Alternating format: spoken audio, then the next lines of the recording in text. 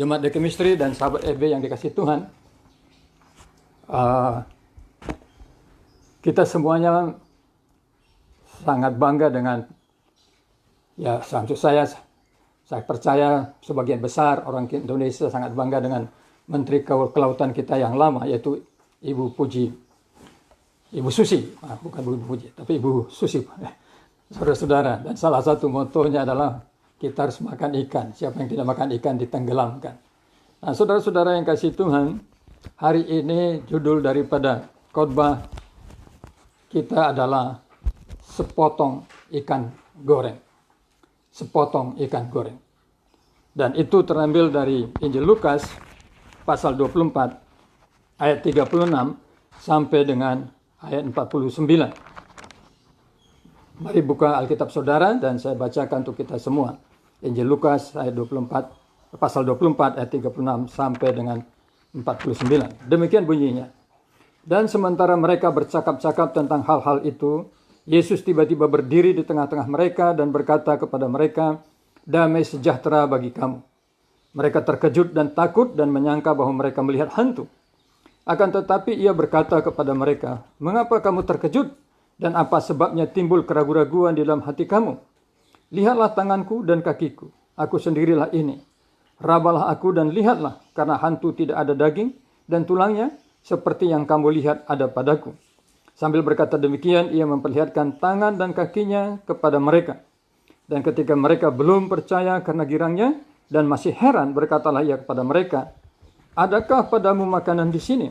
Lalu mereka memberikan kepadanya sepotong ikan goreng. Ia mengambilnya dan memakannya di depan mata mereka.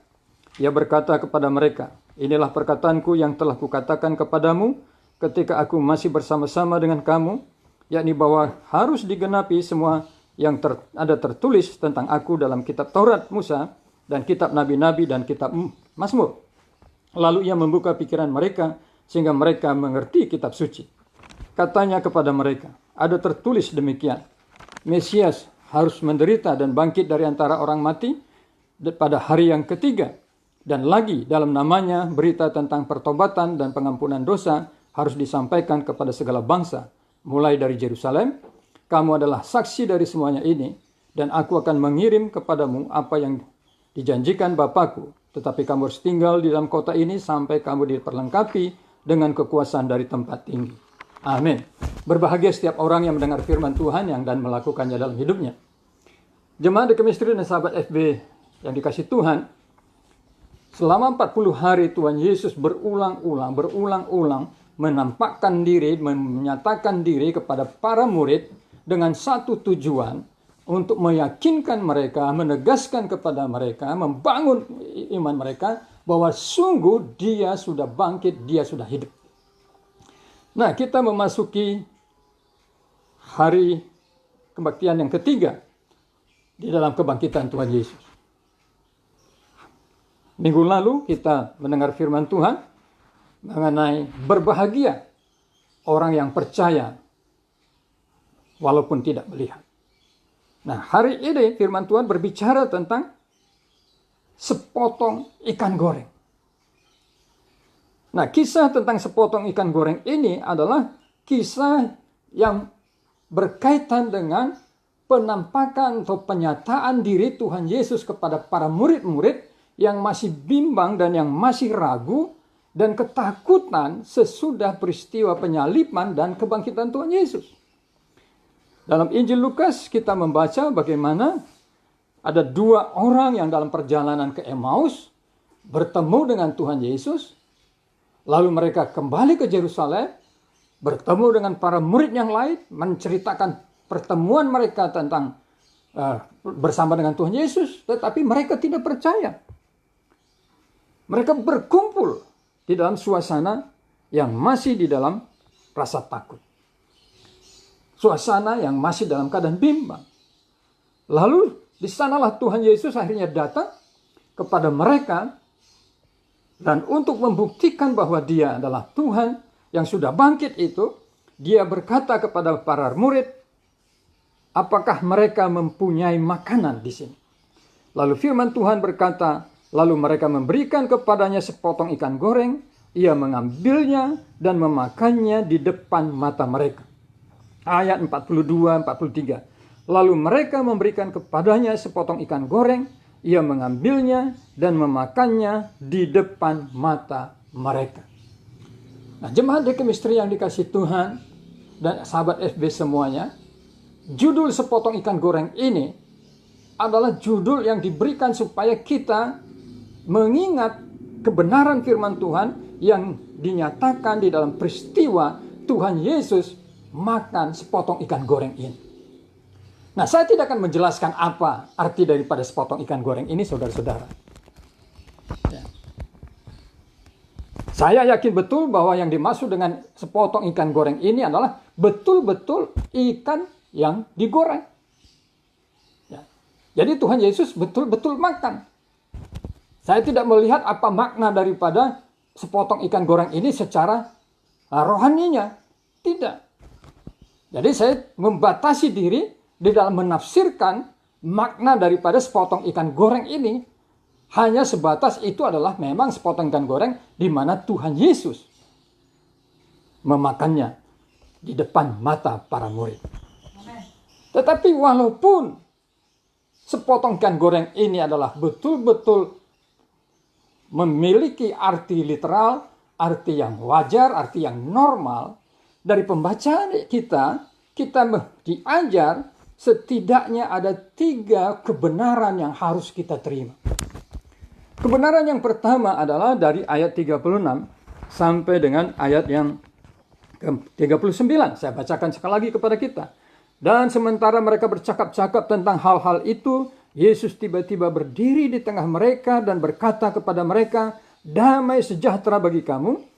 Mereka terkejut dan takut dan menyangka bahwa mereka melihat hantu. Akan tetapi ia berkata kepada mereka, "Mengapa kamu terkejut dan apa sebabnya timbul keraguan di dalam hatimu? Lihatlah tanganku dan kakiku, aku sendirilah ini. Rabalah aku dan lihatlah, karena hantu tidak ada daging dan tulangnya, seperti yang kamu lihat ada padaku."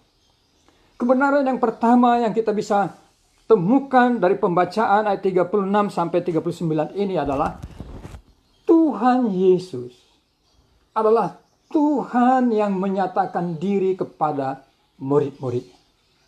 Di dalam pembacaan firman Tuhan ini kita membaca dalam ayat 36. Sementara mereka bercakap-cakap tentang hal-hal itu. Hal-hal apa? Itu hal-hal tentang peristiwa kebangkitan Tuhan Yesus. Mereka memperbincangkannya. Mereka mendiskusikannya. Apakah ini benar? Apakah ini bohong? Apakah ini hanya ilusi kita? Jadi di antara para murid-murid itu terjadi sebuah diskusi, sebuah dialog mengenai apa yang terjadi, yaitu tentang kebangkitan Yesus Kristus. Dan di dalam suasana mereka mengalami kebimbangan, mengalami keraguan, apakah berita tentang Yesus yang sudah bangkit dan hidup itu adalah benar. Firman Tuhan ini berkata, tiba-tiba Yesus berdiri di tengah mereka dan berkata kepada mereka, "Damai sejahtera bagi kamu." Jemaat Dekemisteri yang dikasih Tuhan, ini adalah sebuah penghiburan yang luar biasa.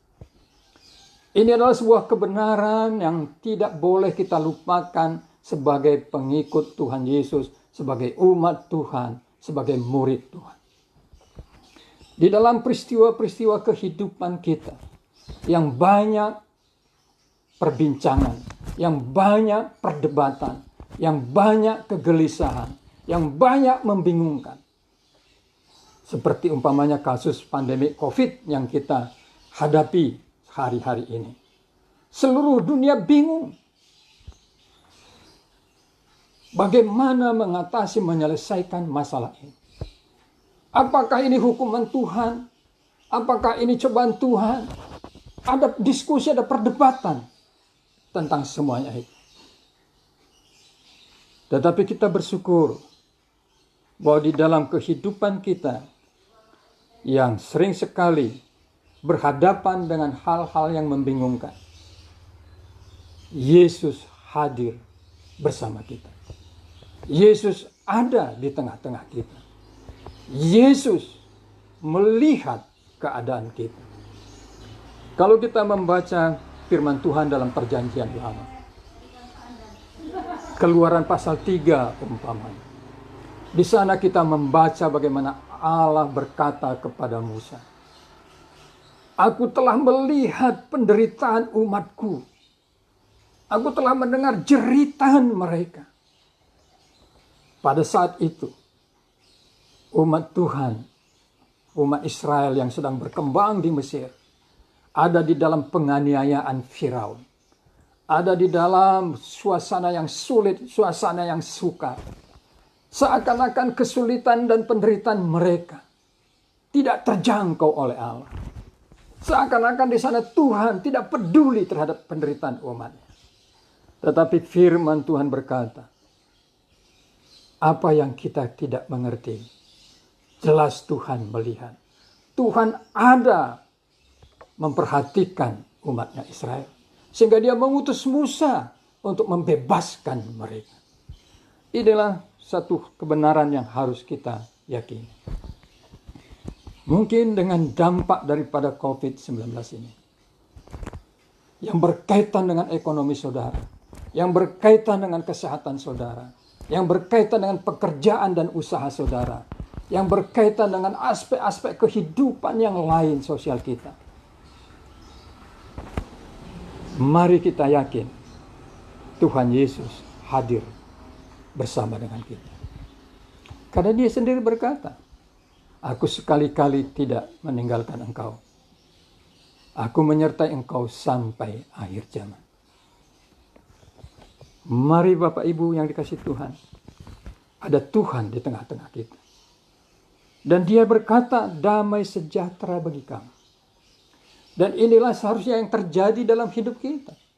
Kalau kita yakin bahwa Tuhan ada bersama dengan kita, bahwa Tuhan peduli terhadap hidup kita, bahwa Tuhan hadir di tengah-tengah kita, maka seharusnya yang terjadi adalah kehidupan damai sejahtera.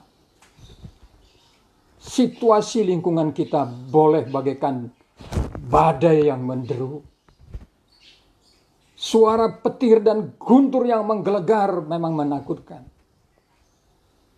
Angin ribut yang menumbangkan pohon-pohon itu menyeramkan.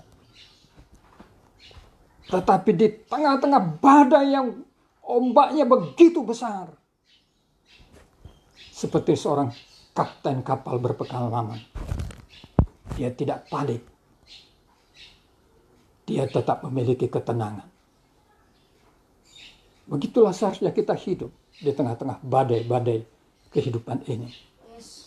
Bukan karena kekuatan kita, bukan karena gagah kita, bukan karena kepandaian kita, tetapi karena kita percaya ada Tuhan bersama kita. Itulah yang diserukan oleh pemazmur yang berkata, "Sekalipun aku berjalan dalam lembah kekelaman, aku tidak takut bahaya, sebab gada dan tongkatmu menghibur aku." Yesus Tuhan kita mengerti betul suasana hati dari para murid, mengerti betul suasana keadaan kebimbangan dan keraguan mereka. Dan dia datang dan hadir dalam persekutuan itu untuk meneguhkan damai sejahtera bagi mereka. Ini yang pertama. Tetapi yang kedua, firman Tuhan ini berkata di dalam ayat 40 sampai dengan ayat 43. Saya bacakan kepada kita, sambil berkata demikian, ia memperlihatkan tangan dan kakinya kepada mereka, dan ketika mereka belum percaya karena girangnya dan masih heran, berkatalah ia kepada mereka, "Adakah padamu makanan di sini?" Lalu mereka memberikan kepadanya sepotong ikan goreng, ia mengambilnya dan memakannya di depan mata mereka. Kehadiran Tuhan Yesus yang tiba-tiba itu telah membuat para murid terkejut, membuat mereka takut. Mereka bernyangka bahwa itu hantu. Saya kira itu sesuatu yang wajar, saudara-saudara. Kalau mereka bertemu dalam sebuah ruangan di mana jendelanya terkunci, di mana pintunya terkunci, tiba-tiba hadir pribadi yang lain, tentu itu mengejutkan, tentu itu menakutkan. Tentu berpikir ini hantu. Jadi apa yang terjadi dengan suasana yang mengejutkan dan membuat para murid itu takut, itu adalah sesuatu yang manusiawi, sesuatu yang alami. Karena itu Tuhan berkata, mengapa kamu terkejut dan apa sebabnya timbul keraguan dalam hatimu? Tuhan berkata, lihat tanganku dan kakiku, aku sendirilah ini. Rabalah aku dan lihatlah, karena hantu tidak ada daging dan tulangnya, seperti yang kamu lihat ada padaku. Murid-murid berpikir, ini hantu. Tapi Tuhan berkata, saya bukan hantu. Saya real, saya nyata. Karena itu, dia memberikan sebuah pembuktian bahwa dia itu real dan nyata. Dia berkata, adakah padamu makanan di sini? Lalu murid-murid memberikan kepadanya sepotong ikan goreng. Tuhan Yesus mengambilnya dan memakannya di depan mata mereka. Yesus memakannya di depan mata mereka, artinya para murid menyaksikan langsung, para murid melihat langsung, para murid memperhatikan langsung bahwa Yesus makan secara normal, saudara-saudara. Jadi di sini Tuhan Yesus mau mengatakan, saya adalah real, bangkit sungguh-sungguh nyata. Dan kebangkitan saya adalah kebangkitan dengan tubuh yang nyata, tubuh yang real. Nah, jemaat yang di kemisteri yang dikasih Tuhan, kalau Bapak bertanya, Ibu bertanya, anak-anak bertanya, Pak, tubuh Tuhan Yesus itu sama nggak dengan tubuh sebelum dia mati? Maka itu jawabannya nanti adalah di dalam masalah tubuh kebangkitan. Itu dijelaskan dalam 1 Korintus 15. Nah, tapi itu tidak kita bahas pada pagi hari ini. Tapi di sini Tuhan mau mengatakan, saya adalah Tuhan yang sungguh-sungguh bangkit. Saya adalah Tuhan yang sungguh-sungguh nyata. Saya adalah Tuhan yang sungguh-sungguh real. Yang bisa engkau lihat, aku bisa makan. Aku bukan seperti hantu, tidak punya tulang, tidak punya jasad, tidak punya tubuh. Tapi aku punya tubuh dan aku makan secara normal. Kadang-kadang oleh karena persoalan-persoalan, oleh karena pergumulan-pergumulan yang berat, masalah yang menghimpit, kita digodai untuk berkata, apa Tuhan itu nyata ya? Apa Tuhan itu betul ada? Saudara-saudara, harus diakui ada banyak dalam hidup ini yang kita tidak bisa pahami. Ada banyak masalah terjadi yang kita tidak bisa mengerti.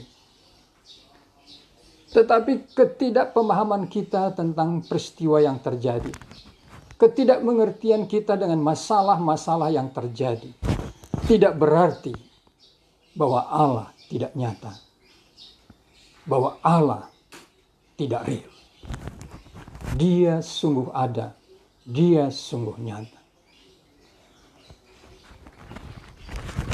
Menarik sekali firman Tuhan ini mengatakan bahwa Tuhan Yesus membuktikan bahwa dia bukan hantu dengan menanyakan apakah ada makanan. Lalu ketika dia diberikan sepotong ikan goreng, dia menikmatinya di depan mereka. Pembuktian bahwa dia sungguh-sungguh telah bangkit dengan kebangkitan tubuh yang nyata, bukan dibuktikan melalui sebuah mujizat yang hebat-hebat, bukan dengan sebuah mujizat yang spektakuler, tetapi hanya dengan sebuah cara yang sederhana, di mana Tuhan Yesus berkata, berikan aku makan dan aku akan makan. Lalu mereka berikan sepotong ikan goreng, dia makan sepotong ikan goreng. Saya kira kita harus belajar dalam hal seperti ini. Bukankah ini masalah sepele sebenarnya? Ini masalah kecil. Memberikan kepada Yesus sepotong ikan goreng, lalu dia memakan ikan goreng itu. Tapi itu membuktikan dia ada. Dia membuktikan dia bangkit. Dia membuktikan dia hidup di dalam realita yang nyata. Karena itu jemaat di kemisteri yang dikasih Tuhan. Mungkin kita harus belajar mengenali Tuhan. Bukan dengan sebuah peristiwa-peristiwa spektakuler yang dahsyat. Umpamanya Tuhan mengubah air menjadi anggur. Itu memang Tuhan sanggup lakukan. Tuhan membelah Laut Merah. Itu juga memang Tuhan lakukan. Atau Tuhan membuat orang buta melihat. Itu juga Tuhan sanggup lakukan dan sudah lakukan. Tetapi dari prinsip ini mari kita coba belajar. Menyadari kehadiran Tuhan dari keseharian kita. Cobalah belajar dari yang paling kecil dalam hidup saudara, tapi sangat menentukan. Izinkan saya share sedikit. Sejak pandemi COVID-19 ini, saya mulai belajar berdoa atau melatih berdoa.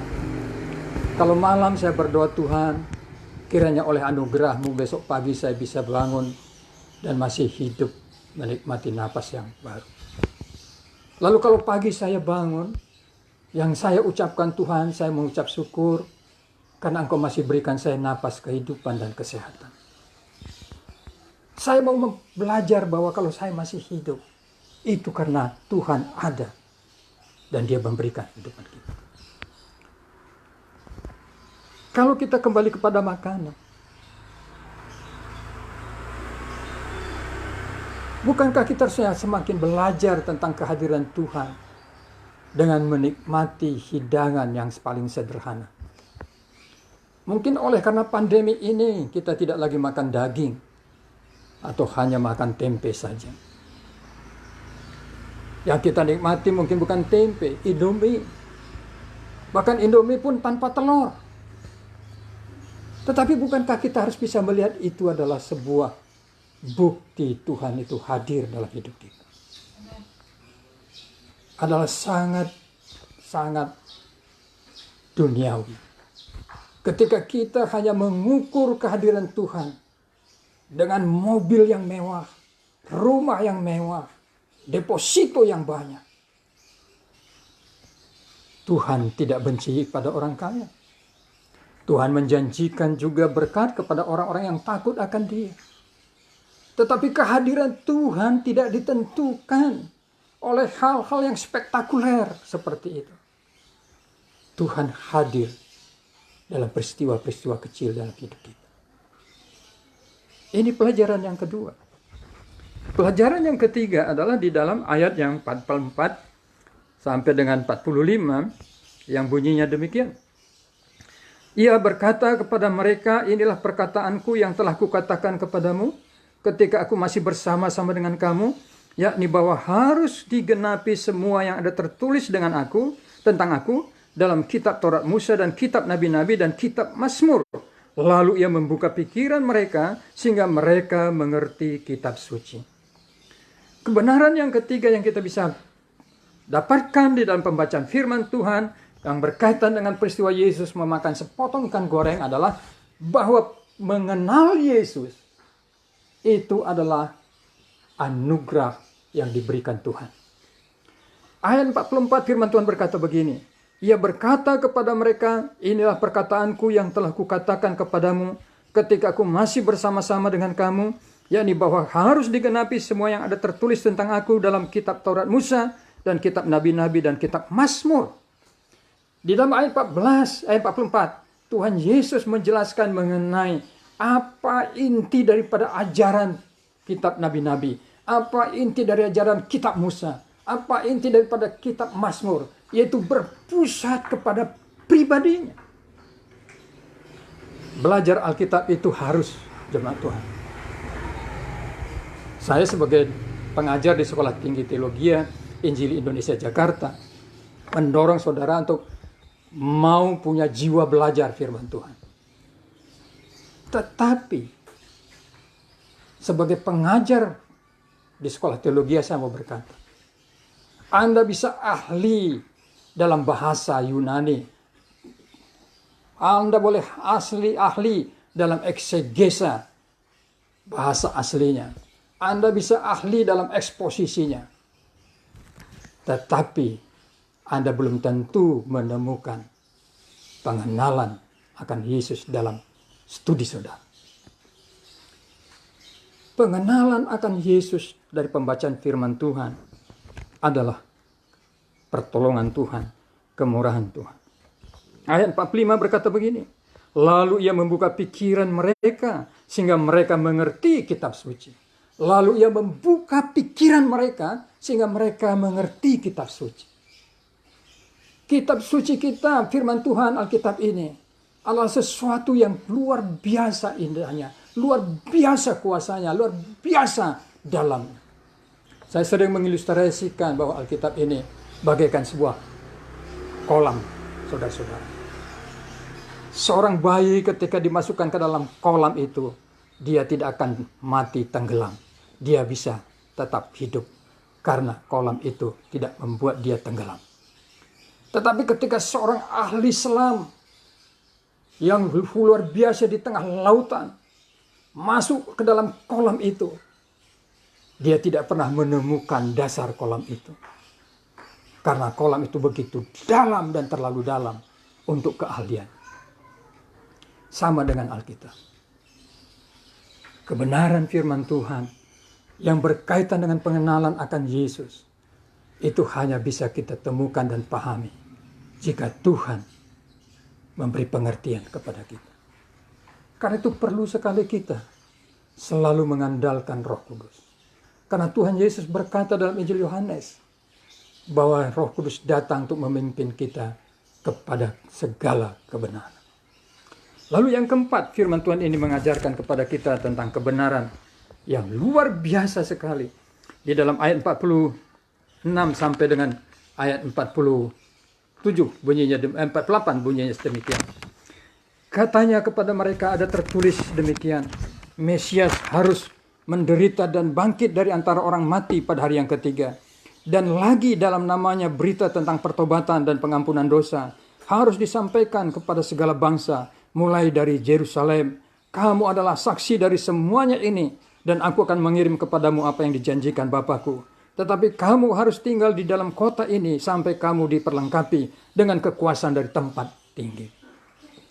Jemaat The Chemistry yang dikasih Tuhan dan sahabat FB dimanapun saudara berada. Di dalam pembacaan terakhir kita ini, Tuhan Yesus menegaskan, memberikan kepada kita sesuatu yang tidak dia berikan kepada lembaga lain di dalam dunia ini selain daripada kepada gereja. Dia berkata di dalam ayat 46 sampai 47, ada tertulis demikian, Mesias harus menderita dan bangkit dari antara orang mati pada hari yang ketiga. Dan lagi dalam namanya berita tentang pertobatan dan pengampunan dosa harus disampaikan kepada segala bangsa mulai dari Yerusalem. Kamu adalah saksi dari semuanya ini. Apa yang paling menakutkan dari COVID-19? Kematian. Wabah ini menjadi menakutkan karena mematikan. Saya membaca dari tulisan seorang teman bahwa kemarin ada seorang dokter dari rumah sakit Medistra yang dimakamkan tanpa dihadiri oleh sanak keluarga. Dokter yang mendedikasikan keahliannya untuk menolong orang supaya orang sembuh dari COVID, tapi dia akhirnya korban. Dan bukan hanya almarhum ini saja yang telah jadi korban. Ada banyak para medis yang sudah menjadi korban. Mereka orang-orang yang mengabdikan, mendedikasikan keahliannya bagi orang lain. Dan untuk itu mereka menjadi korban. Kesehatan adalah sesuatu yang penting dan perlu bagi setiap orang. Pemerintah kita mensyukuri pemerintah kita sudah melakukan program-program bagaimana supaya memutus penularan COVID-19 ini. Sudah membuat program-program bagaimana mengatasi dampak COVID-19 ini. Kita mengucap syukur untuk semuanya itu. Dan itu adalah tugas pemerintah. Itu tugas masyarakat, itu tugas para medis. Tetapi di sini diberikan sebuah tugas yang luar biasa, yaitu bahwa di dalam nama Tuhan Yesus pemberitaan tentang pertobatan dan pengampunan dosa harus disampaikan kepada segala bangsa. Dan itu hanya diberikan kepada gereja. Itu hanya diberikan kepada saudara dan saya yang menjadi murid Yesus. Saudara dan saya menjadi orang-orang yang telah ditebus Tuhan. Kadang-kadang kita berpikir, apa sih yang bisa saya lakukan supaya saya berguna bagi lingkungan. Lalu kita melihat kita tidak punya apa-apa. Kita tidak punya uang. Kita tidak punya keahlian. Kita tidak punya sesuatu yang bisa membuat kita sepertinya berguna bagi tetangga kita, lingkungan kita, saudara kita yang lain. Ada 3 perantau dari Sumatera yang ingin pulang ke kampung pada bulan Desember, saudara-saudara.